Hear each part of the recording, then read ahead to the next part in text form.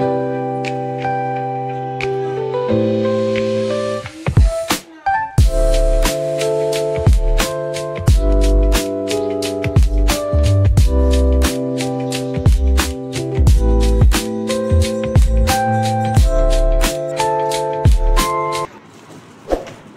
দিন সংসারে এসব কাজগুলো যদি করে রাখা হয়, পরের দিন খুব তাড়াতাড়ি সকালের বাসি কাজগুলো কমপ্লিট করে নেওয়া যায়।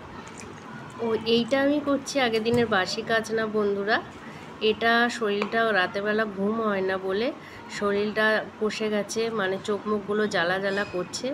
তাই কটা টুকরো মিশ্রি আর মৌরি জল দিয়ে আমি ভিজিয়ে রাখলাম রাতের বেলা। সকালবেলা উঠে এটা খেয়ে নেব। মা বলেছে বা অনেকেই শুনেছি মিশ্রি আর মৌরি ভেজানো জল খেলে নাকি শরীর ঠান্ডা হয় বা ঠান্ডা রাখে। তা রাতের বেলা প্রতিদিনের মতন আমি খাওয়া দাওয়া সেরে এই বাসনগুলো না আমি প্রতিদিন মেজে রাখি। অনেকেই আছো যাদের ঘরের মধ্যে বেসিন, তারা কিন্তু অনেকেই করো যে খেয়ে দিয়ে বাসন মাজো না, রেখে দাও যে না পরের দিন সকালবেলা মাজবো। ও সবার আগে প্রথমে বলছি নমস্কার বন্ধুরা, তোমরা কেমন আছো সবাই? আশা করছি তোমরা সবাই ভালো আছো। আর যেখান থেকে আমার ভিডিও বা ব্লগটা দেখছো, আশা করি সবাই যেন সুস্থ থেকো, ভালো থেকো। আমি মৌ, আমার এই ছোট্ট পরিবারে সকল বন্ধুদের স্বাগতম। আর যারা নতুন বন্ধুরা আমার চ্যানেলে এন্ট্রি করবে, প্লিজ সেই সব বন্ধুদের বলছি আমার চ্যানেলটাকে সাপোর্ট করে নিয়ে আমার পাশে থেকো। রোজকারের মতন আজও তোমাদেরকে সাথে নিয়েই আজকের ভিডিও বা ব্লগটা আমি শুরু করলাম। হ্যাঁ, যেটা বলছিলাম, অনেকেই আছো বাসন রেখে দাও পরের দিন সকালে মাজো, কিন্তু বাসনগুলো যদি খাওয়ার পর মেজে রাখো তাহলে সকালবেলার অনেকটা কাজ না এগিয়ে থাকে। আর যাদের নিরুপায় বাইরে বাসন মাজার জায়গা, তারা তো আর রাতের বেলা বাসন মাজতে যেতে পারো না, তাদের পরদিন সকালেই মাজতে হয়।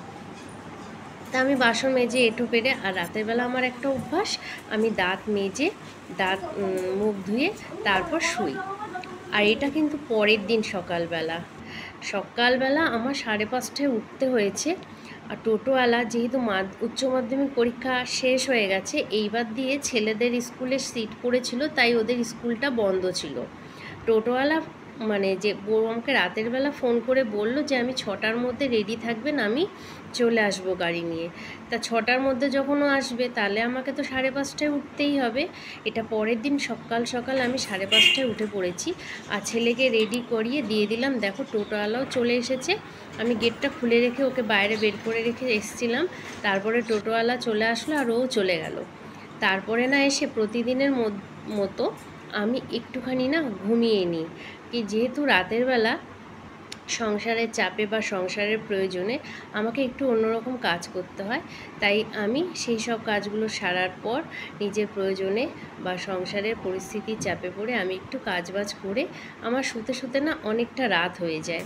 তাই আমি সকালবেলা আবার 5:30টার সময় উঠে পড়তে হয়, সেহেতু ঘুমটা হয়ই না বললেই চলে। তা বড় 7টার সময় বেরিয়ে যায়।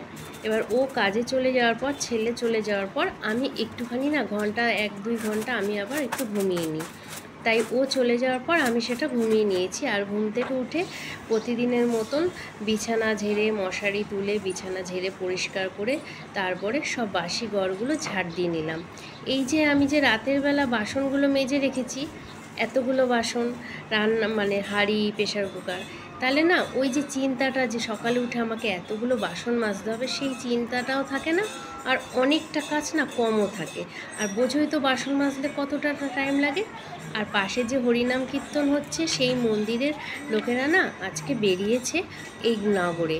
আর সেখান থেকে দেখো আমি ছাদে চলে আসলাম। দেখো কত আমের গুটি ধরেছে, কিন্তু অর্ধেক পড়েই যাচ্ছে, দেখছো?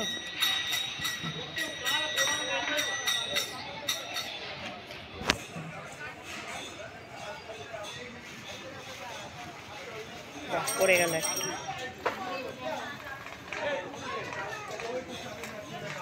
আমের যা গুটি ধরেছে, হ্যাঁ কটা আম থাকবে জানি না।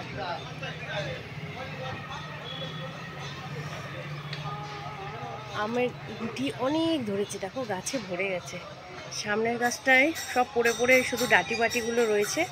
ওই গাছটায় দেখো পড়ে গিয়ে শুধু ডাঁটি মাটিগুলো রয়েছে। আর আমাদের কাছে অনেক গুটি রয়েছে, কিন্তু জানি না হবে কি না। এত আম যদি হয় তাহলে তো ভালোই হবে, কিন্তু এই গুটিগুলো পড়ে যাচ্ছে, পড়ে গিয়ে কটা দাঁড়াবে কি জানি। আর ছাদে এসে মনটা ভালো হয়ে গেল, দেখলাম গাছে একসাথে আমার দুটো গোলাপ ফুটেছে। তারপরে না, এই যে ঠাকুর ঘরের সামনে চলে এসেছি, ছাদের উপর থেকে একটা তুলসী গাছ নিয়ে আমি ঠাকুর ঘরের সামনে চলে এসেছি।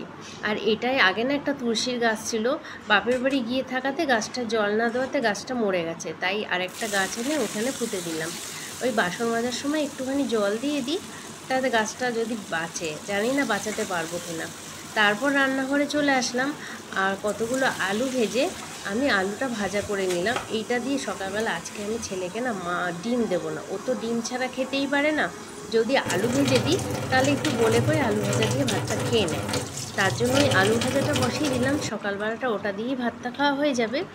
আর এই যে শ্বশুর বাজারে গেছিলো, তা আজকে না এই মানে কাতলা না, এটা কাটাপোনা মাছ নিয়ে এসেছে, এটা রুই মাছের পেটি আর কটা গাদার মাছ এনেছে, তাই সেইগুলোই ভালো করে পরিষ্কার করে ধুয়ে আমি নুন হলুদ মাখিয়ে নিচ্ছি। আর এই নুন হলুদটা মাখিয়ে নিলাম, আর এদিকে এবার আমি মাছ ভাজাটা বসিয়ে দেব। আর আমি যেহেতু একা হাতে সমস্ত কাজই করি, সেই জন্য না আমি সব কিছু রেডি করে তারপর রান্নাটা বসাই না, আমি একটা কিছু করতে করতে আরেকটা কাজ সেরে নিই। এবার মাছ ভাজাটা হয়ে বসিয়ে দিয়েছি, মাছ ভাজাটা হতে হতেই ভাবলাম কি আলু ভাজা দিয়ে দুটো ভাত খেয়ে নিই। এই কাজের ফাঁকেই একটু কম করে গ্যাসটা ভাত খেয়ে নিই, বলো তো কেন, যদি কাজ করে একেবারে খেতে যাই তাহলে আমার অনেক দেরি হয়ে যাবে, 12টা বেজে যাবে, তাই আমার খেতে খেতে সাড়ে 11টা বেজে যায়। যাই হোক, মাছ ভাজাটা কমিয়ে রেখে মাছের ঝোলটা ভেজে বসিয়ে দিয়েছি। আর এইদিকে না আমি লতিগুলো দেখো, আমার বর আবার লতি নিয়ে এসেছে। কবে বলেছি, বারণ করেছি যে লতি এনো না, কারণ লতি না অনেকটা টাইম লাগে ছুলতে, আর যেহেতু একা করতে হয়, আর এদিকে রান্নার প্রচণ্ড দেরি হয়ে যায় একা হাতে করতে গিয়ে। আর লতি জানোই তো বন্ধুরা কতটা টাইম লাগে, তাই ওই লতিগুলো ছুলে করে নিলাম। আর এই যে নেতা দুটো না, রান্নাঘরের নেতা, একটা গ্যাস মোছা আর একটা ওই হাত টাত মুছিয়ে ভাতের হাঁড়িটারি নামাই, ওইটা একটু সাফ জলে সেদ্ধ করে রেখে দিলাম, যে দুপুরবেলা খাওয়ার পর নেতা দুটো কেচে দেবো। আর এদিকে দেখো স্নান করা আমার কমপ্লিট হয়ে গেছে, এবার স্নান করে আমি চলে এসেছি। আর যেহেতু খাখা রোদ্দুর উঠে গেছে, এখন আমি বারান্দাতেই জামা কাপড় মেললে না হাওয়া বাতাসে শুকে যায়, এখন আর আমাকে ছাদে যেতে হয় না। যেদিন বেশি বেশি কাচা ধোয়া করি সেই দিন আমাকে ছাদে যেতে হয়। আমি বারান্দাতেই সব কিছু মেলে দিলাম।